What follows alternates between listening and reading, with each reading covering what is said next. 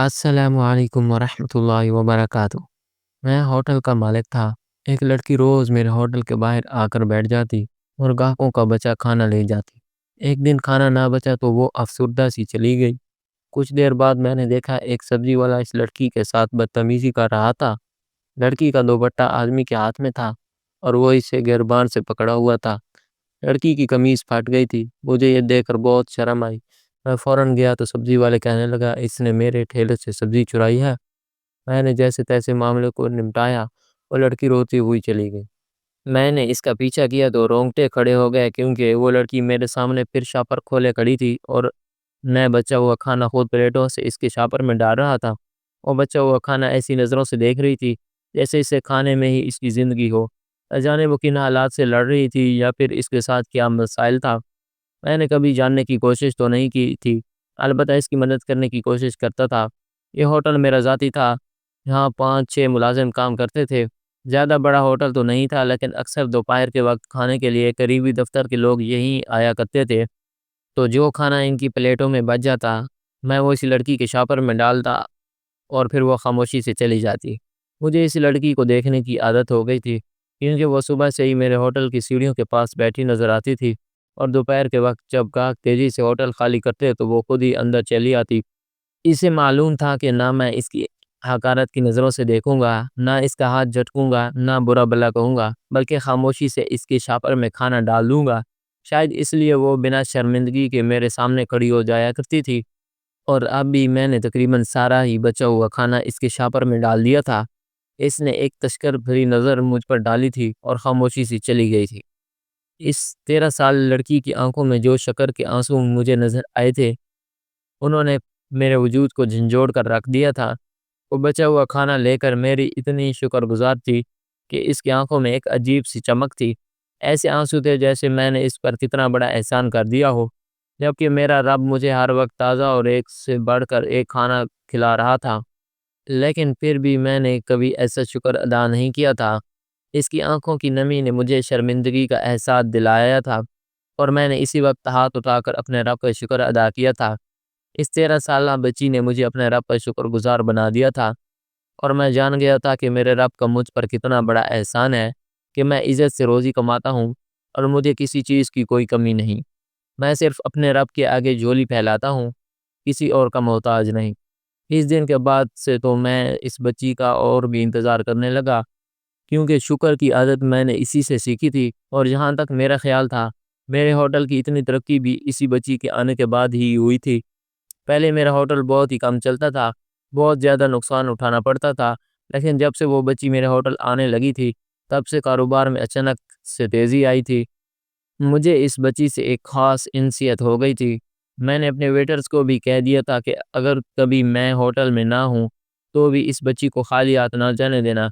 फिर ऐसे ही वक्त गुज़रता चला गया और वो रोज़ाना ही पाबंदी से मेरे पास आती और मैं बिना किसी सवाल जवाब का इसका शापर भर देता। लेकिन फिर कोरोना का दौर आया, लॉकडाउन शुरू हुआ, हालात ख़राब हुए तो मेरे होटल का काम भी ठप पड़ गया।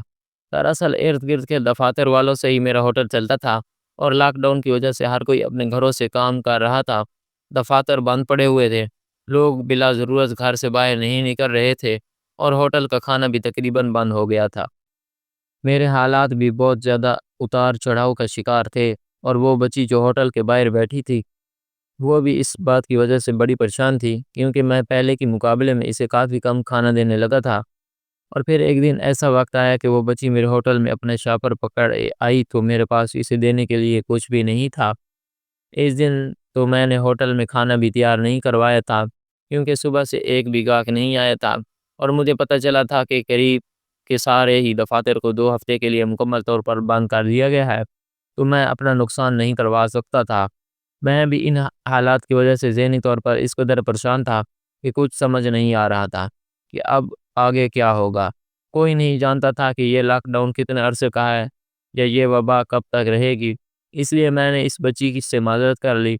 वो मासूम सी आँखों से मुझे देखती, कुछ कहे बिना ही मेरे होटल से निकल गई। मेरे पास इतनी फुर्सत नहीं थी कि मैं इसके बारे में मज़ीद सोचता। इस वक्त मुझे अपने मुलाज़मों की भी फ़िक्र करनी थी, क्योंकि होटल बंद होने की वजह से वो भी बहुत परेशान थे। मैंने अपने सारे मुलाज़मों को जेब में पड़े پیسوں میں سے ہی چند 100 روپے دے دیے اور ہدایت کی کہ اب 2 ہفتے تک میں بھی ہوٹل نہیں کھولوں گا۔ فکر معاش نے سب کے ماتھوں پر لکیریں ڈال دی تھی۔ ہر کوئی اپنی فکر میں غرق تھا۔ مجھے بھی اپنے کاروبار کی بہت فکر تھی۔ میں نے 2 ہفتے کے لیے ہوٹل کو مکمل طور پر بند کرنے کا ارادہ کیا اور پھر ہر چیز کو لاک کرتے ہوئے جب ہوٹل بند کر کے باہر نکلا تو خود بخود میری آنکھوں میں نمی اترنے لگی۔ کون جانتا تھا کہ آگے کیا ہونے والا ہے۔ میں نے ایک نظر اپنے بند ہوٹل پر ڈالی اور خدا سے دعا مانگی کہ سب کچھ جلدی ٹھیک ہو جائے۔ اس سے پہلے کہ میں گھر جانے کے لیے قدم بڑھاتا، ایک عجیب سا شور اٹھا۔ لوگوں کا کافی ہجوم غفیر جمع تھا اور شور شرابے کی یہ آواز آ رہی تھی۔ میں خود بخود اس طرف بڑھ گیا، دیکھا تو ایک سبزی والا تھا جو بہت زیادہ چیخ چلا رہا تھا۔ جب میں لوگوں کی بھیڑ ہٹا کر آگے پہنچا تو میرے ہوش اڑ گئے، کیونکہ وہ سبزی والا اس بچی کا گریبان پکڑ کر کھڑا تھا اور اس بچی کا دوپٹہ نیچے تھا۔ وہ رو رہی تھی اور سبزی والا اس کے ساتھ بڑی بدتمیزی سے پیش آ رہا تھا۔ یہ دیکھ کر میرا دل بڑا دکھا۔ میں جانتا تھا کہ آج میں نے اس بچی کو کھانے کے لیے کچھ نہیں دیا، شاید وہ سبزی والے سے کچھ مانگنے آئی تھی۔ میں نے آگے بڑھ کر سبزی والے سے کہا، یہ کیا طریقہ ہے؟ تم نے بچی کے گریبان پر ہاتھ کیوں ڈالا ہے؟ وہ کہنے لگا، صاحب یہ چور ہے، ایسی لڑکیوں کے ساتھ پھر ایسا ہی ہونا چاہیے تاکہ آئندہ چوری نہ کریں۔ سبزی والا کی بات سن کر میں حیران ہوا، کیونکہ میں نے تو اس بچی کو کبھی اس طرح کی کوئی حرکت کرتے نہیں دیکھا تھا۔ میں نے اس بچی سے پوچھا، کیا معاملہ ہے؟ تو وہ روتے ہوئے کہنے لگی، میں نے ان سے تھوڑی سی سبزی مانگی تھی، انہوں نے مجھے سبزی دے دی اور بدلے میں نے پیسے بھی چکا دیے، لیکن پتہ نہیں کیوں یہ مجھے چور چور کہہ رہے ہیں۔ وہ سبزی والے کہنے لگا، ڈھیر ساری سبزی لے کر اس نے مجھے 10 روپے دیے ہیں، آپ ہی بتائیں کہ 10 روپے میں بھلا یہ تھیلی بھر کر سبزی آتی ہے؟ میں نے اس سے روکنا چاہا اور سبزی واپس لینی چاہی تو یہ بھاگنے لگی، اس لیے میں نے اسے پکڑ لیا۔ آج میں اس سے ایسا سبق سکھاؤں گا کہ آئندہ کسی کو بیوقوف بنانے کی کوشش نہیں کرے گی۔ وہ بچی شرمندگی سے ساتھ جھکائے کھڑی تھی، آنکھوں سے آنسو بہہ رہے تھے۔ میں نے دوپٹہ اٹھا کر اس بچی کو دیا اور پھر سبزی والے سے کہا، اسے جانے دو، اس کے پیسے میں چکا دیتا ہوں۔ اس لڑکی نے پھر مجھے احسان بھری نظروں سے دیکھا اور وہ اپنے راستے چلی گئی۔ میں نے سبزی والے کو پیسے چکائے تو بھیڑ بھی چھٹ گئی۔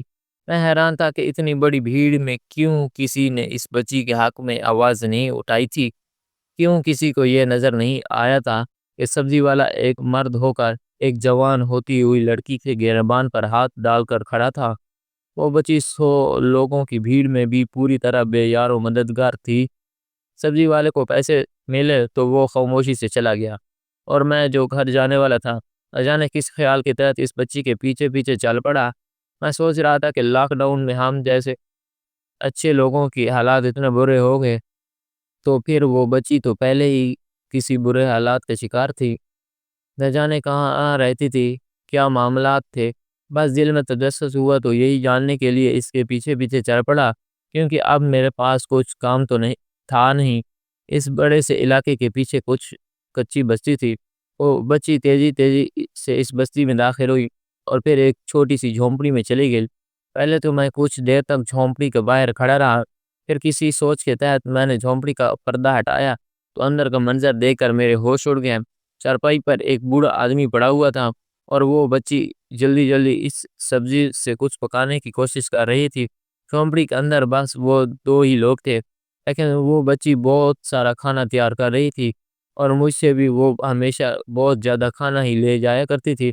2 لوگوں کے حساب سے تو وہ کھانا بہت زیادہ ہوتا تھا۔ میں نے دھیرے سے آواز دی تو ایک دم ہی چونک اٹھی اور پھر مجھے دیکھ کر ڈر گئی۔ کہنے لگی، صاحب میں نے چوری نہیں کی تھی، اور سبزی والے کو میں نے 10 روپے دیے تھے کیونکہ میرے پاس وہی پیسے تھے۔ میں نے مسکرا کر اس سے کہا، میں اندر آنا چاہتا ہوں۔ اس نے مجھے اندر بلا لیا۔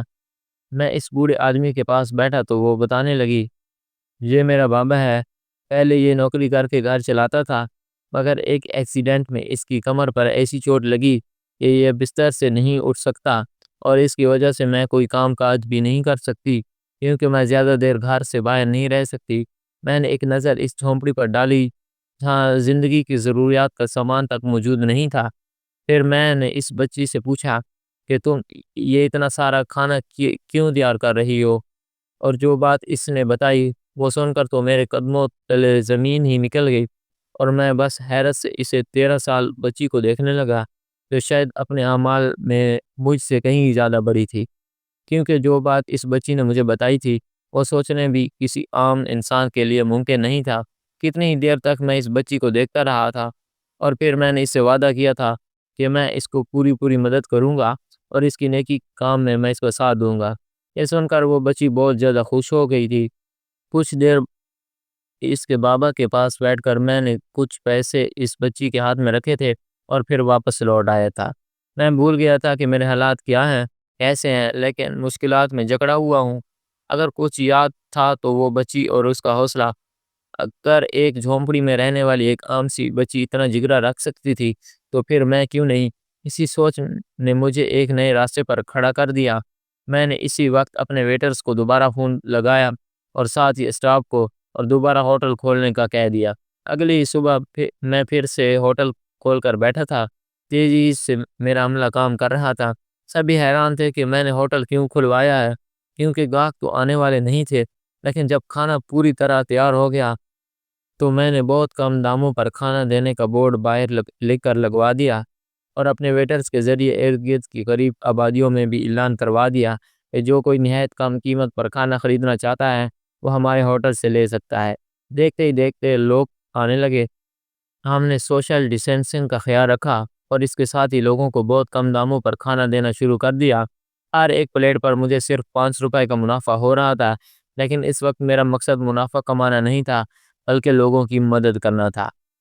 ہاتھ پر ہاتھ رکھ کر گھر بیٹھنے سے کچھ حاصل ہونے والا نہیں تھا۔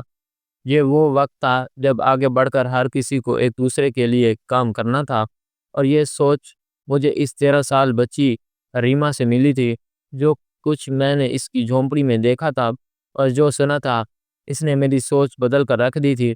دیکھتے ہی دیکھتے بہت سے لوگ آ گئے اور سبھی کھانا خرید کر چلے گئے، یہاں تک کہ جب آخر میں نے تخمینہ لگایا تو مجھے ہمیشہ سے کہیں زیادہ فائدہ ہوا تھا، کیونکہ مہنگا کھانا کھانا تو صرف دفتر کے بڑے بڑے لوگ آیا کرتے تھے، لیکن اسی وقت اتنی کم قیمت پر ارد گرد کے غریب لوگ ٹوٹ پڑے تھے اور سبھی اچھے کھانے سے لطف اندوز ہوئے تھے۔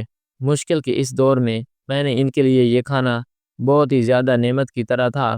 میں نے ہاتھ کے ہاتھ اپنے ویٹرز کو اس منافع میں سے ان کی اجرت ادا کر دی، اور انہیں بھی اس بات کی اجازت دی کہ وہ اس تازہ کھانے میں سے جو چاہیں اپنے گھر لے جائیں اور اپنے ارد گرد کے غریب لوگوں میں بانٹ دیں۔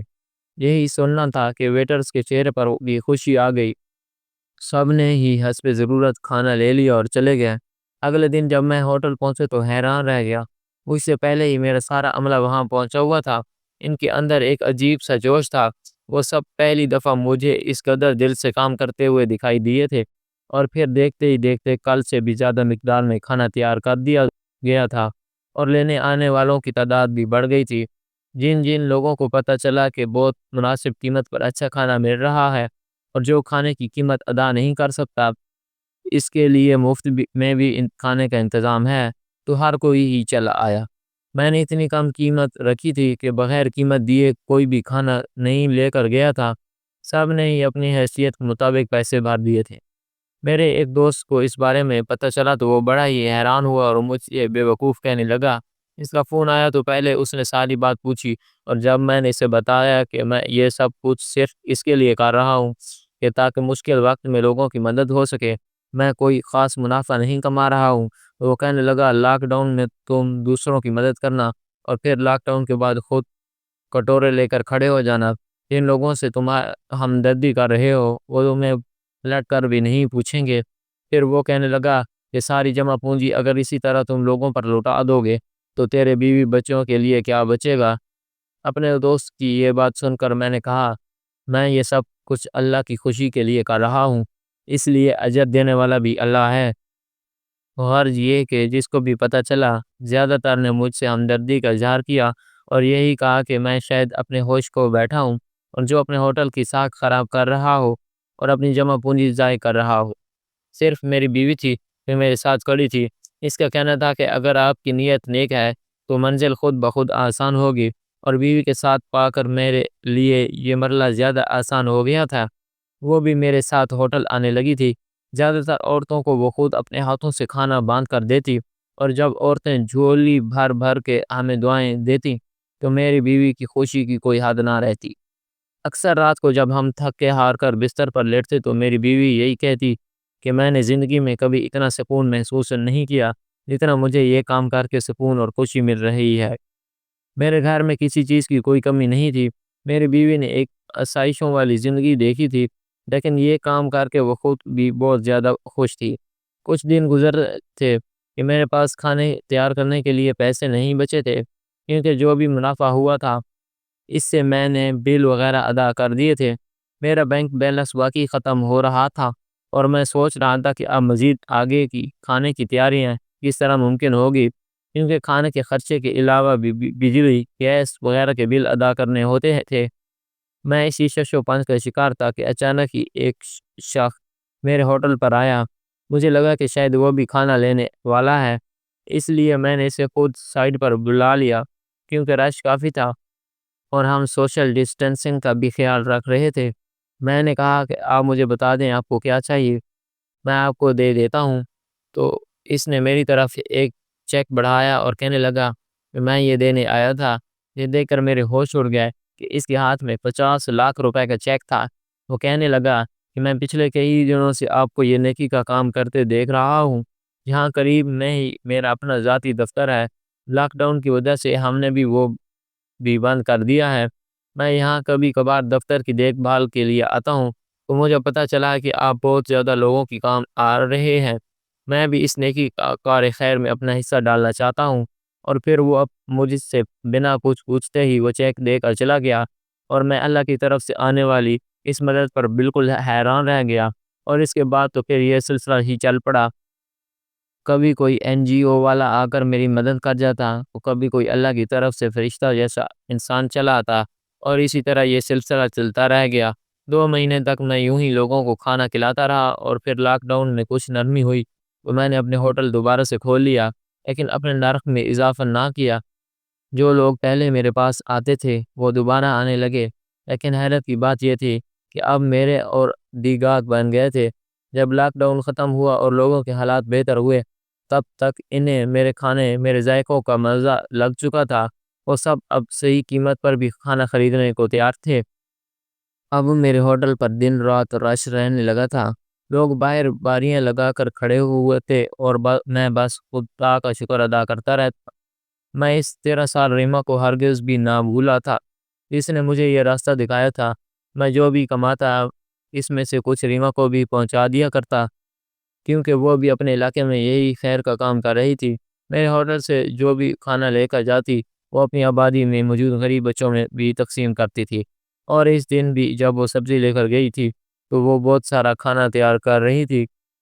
میں نے حیرت سے پوچھا کہ تمہارے گھر میں تو صرف تم اور تمہارے بابا ہیں، پھر یہ اتنی ساری سبزی کیوں پکا رہی ہو؟ تو وہ کہنے لگی پاس پڑوس کے لوگ کئی دن سے بھوکے رہتے ہیں، خاص کر لاک ڈاؤن کے بعد سے تو سبھی کے گھروں کے چولہے بھی بجھے ہوئے ہیں، اس لیے میں اکیلا کیسے کھا سکتی ہوں؟ اللہ کا حکم ہے کہ پڑوسیوں کو بھی بہت حقوق ہوتے ہیں، پاس پڑوس کے لوگوں کا بھی خیال کرنا ہمارا فرض ہے۔ اس لیے میں جو تھوڑا بہت پکاتی ہوں اس میں سے سب کو ہی تقسیم کر دیتی ہوں۔ اگر میں اکیلے ہی سب کھا لوں گی تو اللہ کو کیا جواب دوں گی کہ میرا پڑوسی بھوکا تھا اور میں پیٹ بھر کے سو گئی؟ آج جتنی بھی سبزی مجھے ملی ہے یہ اللہ تعالیٰ کے حکم سے ملی ہے، اس لیے میں اسے بھی پاس پڑوس میں تقسیم کر کے ہی کھاؤں گی، تاکہ کوئی بھی بھوکا نہ ہو سو سکے۔ ریما کی بات سن کر میں کانپ اٹھا تھا۔ آج تک میں نے کبھی اس طرح سے نہیں سوچا تھا جیسی سوچ اس بچی کی تھی۔ اور پھر میرے سامنے ہی اس بچی نے ڈھیر سارا کھانا تیار کیا تھا۔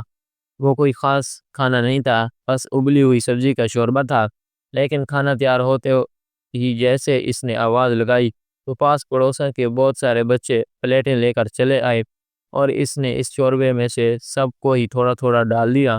وہ سب اس کا شکریہ ادا کرتے ہوئے جا رہے تھے، اور اس بچی کی آنکھوں میں بڑا سکون تھا۔ اور یہ دیکھ کر میں حیران رہ گیا تھا کہ ایک 13 سال بچی جس کا باپ معذور بستر پر پڑا ہوا ہے، جس کے گھر کے اپنے حالات بہت خراب ہیں، وہ ایسے میں بھی دوسروں کا خیال کر رہی ہے۔ اسے پڑوسیوں کے حقوق یاد ہیں، اسے دوسروں کی بھوک کا خیال ہے۔ اور ایک میں تھا جس کی جیب ابھی خالی نہیں ہوئی تھی، بینک میں ابھی کافی پیسہ پڑا تھا کہ گھر میں ہر طرح کی سہولت تھی، بیوی بچوں کو کوئی کمی نہیں تھی، پھر بھی ایسی سوچ کیوں نہیں رکھتا تھا؟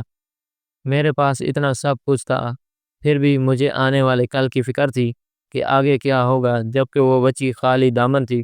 پھر بھی اس نے اپنے کل کا نہیں سوچا تھا، بلکہ وہ اپنے ساتھ ساتھ دوسرے لوگوں کا بھی آج کا سوچ رہی تھی۔ اگر معاشرے میں بدلاؤ لانا ہو تو ہر کسی کو پہلے ہی اپنی سوچ بدلنی ہوگی۔ یہ مجھے اس بچی نے سکھا دیا تھا، اور اس دن میں نے فیصلہ کیا تھا کہ میں اس مشکل وقت میں اس بچی کی طرح پاس پڑوسن والوں اور کچھ کچی آبادی کا خیال کروں گا۔ اور میرا ذرا سا اس خیال نے نہ صرف ان کے گھروں میں رزق پہنچایا تھا، میں وسیلہ بننا تھا، بلکہ میرے اپنے رزق میں ایسا اضافہ ہوا تھا کہ آج لاک ڈاؤن ختم ہو کر 4 سال ہونے والے ہیں، لیکن ایسا کوئی ایک دن نہیں کیا گیا کہ جب میرے ہوٹل میں گاہکوں کا رش نہ لگا ہو، اور جب میں نے پہلے سے کہیں زیادہ منافع نہ کمایا ہو۔ میں یہ جان گیا ہوں کہ اگر انسان خالص نیت کے ساتھ اپنے سب کچھ اللہ کی راہ میں خرچ کر دے تو اللہ اپنے غیب کی خزانوں سے انسان کو اس طرح نوازتا ہے کہ وہ خود بھی حیران رہ جاتا ہے۔ آج میں بھی اللہ تعالیٰ کی طرف سے اس قدر نوازا گیا ہوں کہ پلٹ کر ماضی میں جھانکتا ہوں تو حیران رہ جاتا ہوں۔ جس دن میں نے اپنے ہوٹل بند کیا تھا اس دن میرے بینک میں صرف 80,000 روپے تھے، لیکن آج میرے بینک میں تقریباً 80 لاکھ روپے ہیں، اور میں وہ سب بھی غریب لوگوں کی فلاح و بہبود کے لیے استعمال کر رہا ہوں، کیونکہ مجھے یقین ہے کہ جب میں یہ 80 لاکھ روپے خرچ کروں گا تو اللہ مجھے اس سے بھی 10 گنا زیادہ نواز دے گا۔ یہ بات اللہ پر یقین اور ایمان کی ہے، یہ بات اپنے فرائض کو نبھانے اور اللہ کے حکم پر عمل کرنے کی ہے۔ آپ بھی ایک بار اللہ کے حکم پر عمل کر کے دیکھیے، پڑوسیوں کا خیال کیجیے، پھر دیکھیے گا کہ اللہ کس طرح اپنے غیب کے خزانوں سے آپ کو نوازتا ہے۔ دوستو، کہانی اچھی لگی ہو تو ویڈیو کو لائک کریں اور چینل کو سبسکرائب لازمی کر دیجیے گا، تاکہ ہمارے آنے والی ویڈیوز آپ کو لوگوں تک آسانی پہنچ سکیں۔ ملتے ہیں کل ایک نئی ویڈیوز کے ساتھ، تب تک کے لیے اللہ حافظ۔